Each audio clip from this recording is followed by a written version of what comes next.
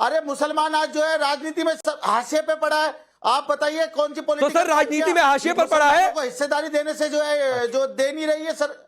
तो इस पर अगर कोई मुस्लिम पर्सनल लॉ बोर्ड है या हमारे बैरिस्टर साहब है या और कोई अगर इस तरीके की पहल करता है कि आप जहां हमारी संख्या है वहां पर हमें वोट, हमें जो है टिकट दीजिए, हम वहां पर जाके चुनाव लड़ेंगे, जीतेंगे, तो इससे तो किसी को दिक्कत नहीं होनी चाहिए। आपकी पार्टी मेहरदीन, अभी मैं आपको अवधेश जी से सुनवाऊंगा, सुनिए, अभी आपको अवधेश जी से सुनवाऊंगा कि आपकी पार्टी ने कितने जगहों पर खड़ा किया और कितने वोट आपको मिल गए।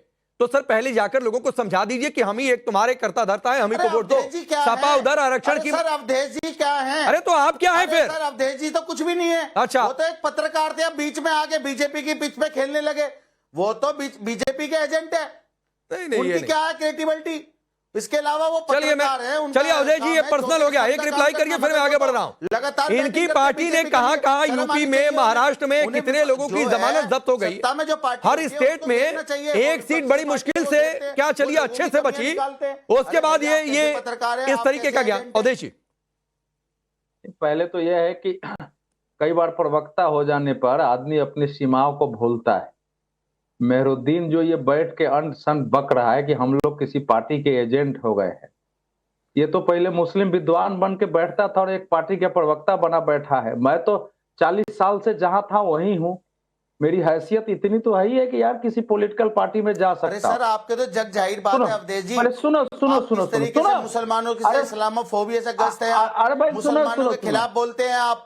पहले क्या लालच है, आपको क्या दे दिया बीजेपी ने? सुनो, बीच में मैं का डिबेट नहीं करता हूँ।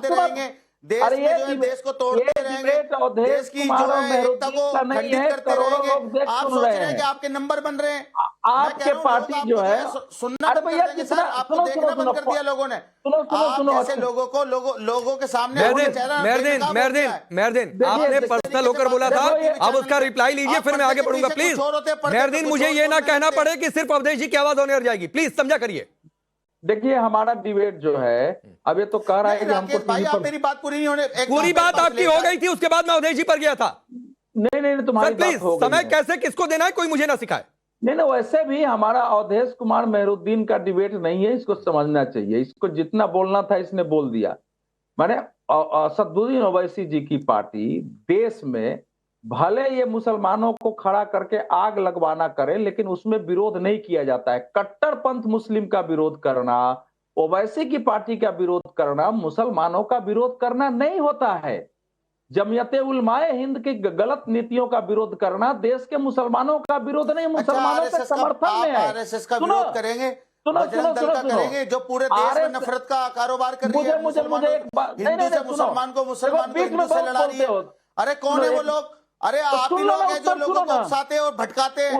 आप युवाओं का मुस्तकबिल खराब कर रहे हैं। आप युवाओं को गलत रास्ते पे ले जा रहे हैं। आप मुसलमानों से नफरत करनी सिखाते हैं। आप लगातार इस काम को करते हैं। शर्म आनी चाहिए आपको। मेहरदीन आपने बोल दिया, आप जवाब सुन लीजिए। अभी सिर्फ अवधेश जी की आवाज अगले 1 मिनट के लिए ऑन एयर है, फिर मैं आगे बढ़ूंगा। रुक जाइए। 24 घंटे पुलिस को हवाले कर दीजिए, ये भड़काना नहीं होता है। हमको कर दीजिए, हम निपट लेंगे। किसी को ये कहना कि इतने देवी देवता कहां से आ गए रे, मंच पर खड़े होकर दूसरे इनकी पार्टी के नेता बोलते हैं कि ये कहां से आ गए रे और मजाक उड़ाते हैं, ये भड़काना लोगों को नहीं होता है। मुझे ये बताओ, अगर आरएसएस के किसी राष्ट्रीय पदाधिकारी ने पिछले 10 वर्ष में मुसलमानों के विरुद्ध कोई एक बयान दिया हो, निश्चित विरोध करूंगा। हमारे देश की एकता हिंदू और मुसलमानों पर टिकी हुई है, लेकिन इस देश के जो बुद्धिजीवी कट्टरपंथी मुसलमान हैं, जो इस देश की एकता को तोड़ना चाहते हैं, आरक्षण के नाम पर भड़काना चाहते हैं, लव जिहाद को सही ठहराते हैं, जो अपने बख बनाकर बख के नाम पर अरबों की प्रॉपर्टी हड़पे हुए हैं, मुसलमानों की प्रॉपर्टी हड़पे हुए हैं और कहते हैं कि बख बढ़ाने। ठीक है अवधेश जी, मैं आगे बढ़ रहा हूँ, मैं आगे बढ़ रहा हूँ। अब धर्मेंद्र यादव में बोलना होता है। ठीक है मेहरदीन हो गया भाई, हो गया। रुक जाइए कूल डाउन, आपका चेहरा पानी पीजिए। राकेश जी, आप पहले हाजी मेहरुद्दीन का पीरियड डाउन करिए। रुकिए अलाउ मी टू स्पीक। चलिए धर्मेंद्र गिरी आप बोल लीजिए, आप बहुत देर से इशारा कर रहे थे, फिर धर्मेंद्र यादव आ रहा हूं, बोलिए। सबसे बड़ी बात है राकेश जी कि हाजी मेहरुद्दीन हिंदू मुसलमान की बात करते हैं, जिसकी पार्टी का नाम ही है ऑल इंडिया इत्तेहाद मुसलमिन। जिसमें हिंदू के लिए कोई वर्ड ही नहीं है। और इनकी मक्कारी से मुझे कोई एतराज नहीं है, क्योंकि इनका वो मानसिकता है जो अल्लामा इकबाल ने कहा था कि चीनो अरब हमारा, हिंदुस्तान हमारा, मुस्लिम है वतन है सारा जहां हमारा। तो इनके एजेंडा में चंगेजों और तैमूरों ने अब तलवार रख दिया है, क्योंकि हाजी मेहरुद्दीन को भी मेहनत करने की जरूरत नहीं है। कांग्रेस ने कुछ थोड़ा बहुत किया, सपा जैसे राजनीतिक दल उसको आगे बढ़ा रहे हैं। और ये तैमूरों की तलवार के वार से को हिंदू धर्म को इंडिया अलायंस पूरा सनातन धर्म को खत्म करना चाह रहा है। ये 15 मिनट के लिए पुलिस हटाने की बात कर रहे हैं। ये सब इस देश में जायज है, जितना नाजायज करो। और इनके भाईचारा का मतलब ये है कि हम इनको समझे भाई और ये हमको समझे चारा। और ये जो सरतन से जुदा के नारे लगाते हैं वो तो इनके सेकुलरिज्म का सुंदर संगीत है। उस सेकुलरिज्म का सुंदर संगीत ये बजाते हैं जो मंदिर मकतबों मस्जिद मकतबों का ये जाल बिछाते जा रहे हैं, जो जाली टोपी का जंजाल इस देश में बुनते जा रहे हैं। बदलती हुई डेमोग्राफी को डेमोक्रेसी के लिए ऐसे हाजी लोगों ने हाजी और गाजी लोगों के मुसलमान जहां खड़ा है, इनकी मक्कारी को मैं सलाम करता हूं कि इनकी मक्कारी भी बहुत बढ़िया है, क्योंकि पूरे मक्कार है ये पूरे मक्कार है, इसलिए इनकी मक्कारी को सलाम है। लेकिन जो लोग कैमरे पर मुंह छुपाए बैठे हैं और पीछे में हाथ मिलाए बैठे हैं, आपकी मक्कारी से पूरे देश परेशान है, पूरा देश बेहाल है।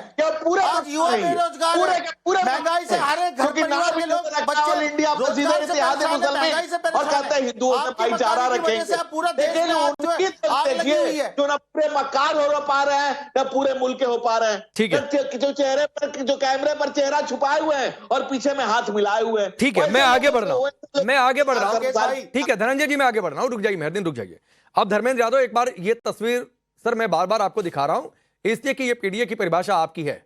इस रथ पर अखिलेश यादव खड़े थे, इस रथ पर खड़े होकर उन्होंने माल्यार्पण भी किया था, और इसी रथ पर एक आप मतलब क्या है वो बहुत क्लियर कट बता दिया गया। इसीलिए आपको सिर्फ एक ही चिंता है, अब तो पीओडी भी छोड़ दिया। ये पीओडी का छोड़ना अयोध्या में भी दिखा था, जब आपको सिर्फ मोहित खान की चिंता थी, उस बच्ची की चिंता नहीं थी। ये पीओडी का छोड़ना आपको महाराष्ट्र में भी दिख गया, और अब तो खुलेआम लेटर लिखकर संदेश दिया जा रहा है कि लव जिहाद के जो केसेस आगे हटाओ भाई कमिटी, ये तो हमारा वोट बैंक हमसे नाराज हो जाएगा। महाराष्ट्र में भारतीय जनता पार्टी की सरकार की नाकामी को आप किसी दूसरे दल पे थोप दें, ये आपका हो सकता है परिपक्वता हो पत्रकारिता की। मैं सवाल आप पर करूंगा सर, मुझे पत्रकारिता मत सिखाइए, मैं आपको राजनीति नहीं सिखा रहा हूं, तो मुझे पत्रकारिता मत सिखाइए धर्मेंद्र यादव, मैं आपको बहुत क्लियर कट बता रहा हूं। और आपका यह धर्म है आपकी राजनीति का कि आप गैर संवैधानिक मांग करिए, आप धर्म आधारित आरक्षण की मांग करिए, जिस पीडीए को परिभाषित आपने किया आप उसी से किनारे हो जाइए। आज कुछ और कहिए, कल कुछ और जाकर कहिए, महाराष्ट्र में कुछ कहिए, यूपी में कुछ कहिए, एमपी में जाकर कुछ और कहिए, तो सर ये आपकी सियासत की मजबूरी हो सकती है। अब सुन लीजिए, पहले आर्थिक आधार पर आरक्षण आपके हिसाब से गैर संवैधानिक है क्या? क्या चीज? आर्थिक आधार पे आरक्षण गैर संवैधानिक? अरे तो बोलिए ना, तो मैं कह तो रहा हूं, तो आप क्यों नहीं? अरे भाई फिर वही बात है, तो आपको खुलकर कहने में दिक्कत क्या हो रही है कि अब जो है सपा के मैनिफेस्टो में होगा कि संविधान संशोधन और मुस्लिमों को आरक्षण। अब सुन लीजिए ना, बार बार बोलने से आप थोड़ा पानी पी लीजिए, सबको पानी पिला रहे हैं। नहीं, मैं बार बार इसलिए बोल रहा हूं कि आप लाइन से भाग रहे हैं। आप खुलकर बोलिए, मैं आपसे दोबारा पलट कर ये सवाल नहीं पूछूंगा। देखिए, आप गिरी साहब की जहरीली प्रयोगशाला में आया हुआ व्यक्ति भी इस तरह से बिहेव कर सकता है जैसे गिरी साहब कर रहे हैं। उत्तर प्रदेश की योगी सरकार ने बहराइच में खुद कहा 2 घंटे की छूट दे रहे हैं। इस पे कोई बोल नहीं सकता कि नरसंहार के लिए भाई आप धर्मेंद्र यादव घूम फिरकर आप जाकर बहराइच में टिक जाते हैं, उस बहराइच में जहां पर रामगोपाल मिश्रा के घर आज तक आपकी पार्टी के लोग नहीं जा पाए। कैसे छूट दे सकते? रामगोपाल मिश्रा के परिवार के साथ आप खड़े होने की हिम्मत नहीं दिखा पा रहे हैं, सरफराज तालीम के खिलाफ बोलने की कुछ हिम्मत नहीं दिखा पा रहे हैं। राष्ट्र को तोड़ने वाला, जिनके तलवे चाटते हो, नहीं प्लीज धनंजय जी ऐसी बात चिंता करवाने वाली पीढ़ियों की, उसको चिंता करो भाई, आने वाली पीढ़ियों की पीढ़ियां माफ नहीं करेंगे, आने वाली पीढ़ियां माफ चंद वोटों के लिए। अरे टीपू तो अपने टापू पर चले जाएंगे, आपके बच्चों के बापू कहेंगे बापू ये क्या किया, बापू ये क्या किया तूने, ये सिर्फ चंद वोटों के कारण टीपू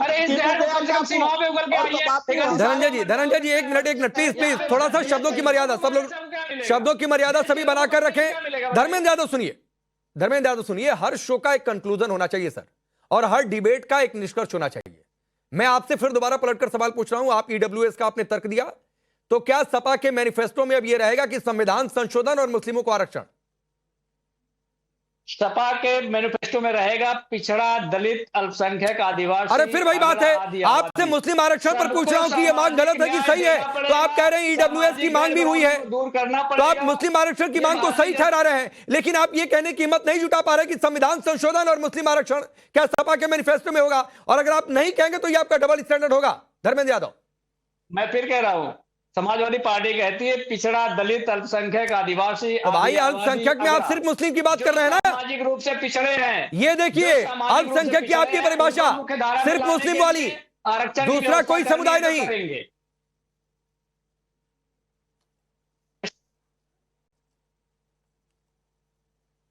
क्या हुआ, धर्मेंद्र यादव गए क्या फिर?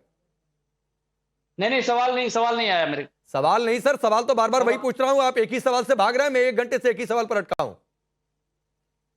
मैंने फिर बोला ना, समाजवादी पार्टी का कहना है पिछड़ा, दलित, अल्पसंख्यक, आदिवासी। तो भाई अल्पसंख्यक में आप सिर्फ अगड़ा, चलिए ठीक है, आर्थिक रूप से वो आप नहीं बोलेंगे, वो देश की जनता आप तय करने दीजिए। चलिए ठीक है सर, नहीं देश की जनता तो तय करने दीजिए। वरुण पुरोहित जी, ये सिर्फ अपीजमेंट का स्टैंडर्ड है, इसलिए ये खुलकर राय नहीं दे पा रहे हैं।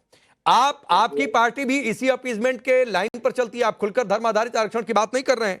लेकिन कुछ दिन पहले सुशील शिंदे ने कहा था कि सैफरन टूरिज्म इसलिए हमने कह दिया था क्योंकि पार्टी ने कहा था कि भाई बोल लो। आपको पता नहीं कितने कितने लोगों के मैं बयान, अगर इतनी लंबी फहरिस्त है कि क्या क्या कहा गया, अजीब स्टैंडर्ड है। मतलब एक ही आप लोगों के पास वेपन है मोदी को हराने का, और वो है कितना मुस्लिम वोट बैंक हम अपने हिस्से कर पाते हैं। सपा भी यही काम कर रही है, आप लोग भी यही काम कर रहे हैं।